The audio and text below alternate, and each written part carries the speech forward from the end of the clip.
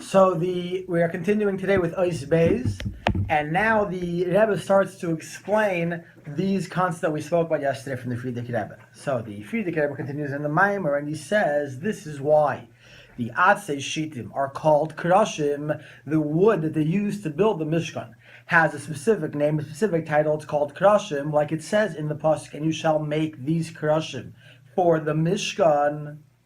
And this is, what does this mean? The description of Atzei Shitim exists already before you build a Mishkan. Now, that's the name of the wood. The tree is called a Shitim tree. However, now you're going to turn it into a plank that's going to be used specifically for the Mishkan. It gets a new title, a new name, and that's called Krashim. What is this new title, this new plank? What does it mean? It obviously has a spiritual, meaning, not just the literal meaning, but it also has a spiritual meaning as well in the Avodah.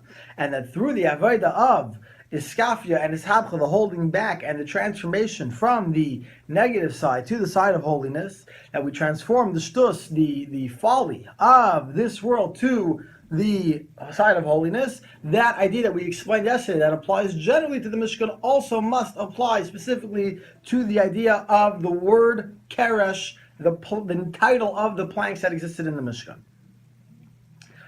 So in order to understand that this word, this name, this idea has in it a greater meaning, so we have to explain generally the concept of a name. That a name has greater meaning. So Chassidus explains that through the name of any specific thing, that thing becomes created.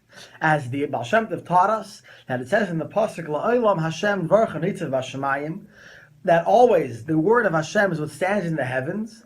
So the Baal Shem Tov explains that to mean that when Hashem uttered the words, let there be heavens, those words, those letters in Lashon Kodesh, in the holy tongue, those are the letters, those are the words that form and create and give life force to the heavens. And if those letters, if that spiritual power that comes through these words and these letters would not be there, then that physical thing that's existed would cease to exist. And so to every single object, inanimate or otherwise, it exists because of those words. Whether it's the rock, whether it's the plant, whatever it may be, they exist from those letters. So too, when we say that this is called a keresh, it must have a meaning, a significance. Now, obviously, it's not just the keresh, but in fact, every single thing that exists today is created from this process, whether it's one letter or multiple letters, etc. Those various variations of the utterances that Hashem used to create the world, those are what give the life force.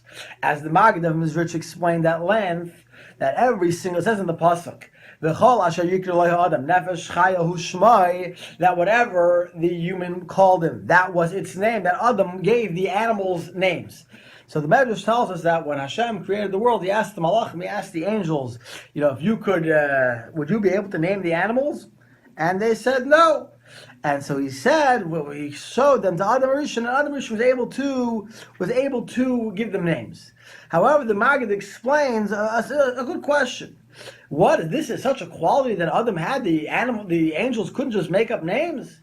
So the Maggid explains they weren't just making up names, that this is what Adam had over the Malachim. That Adam was able to figure out from its source, what is its name supposed to be? Not that he made up a name. He looked into its source, and from the source, he figured out what its name was.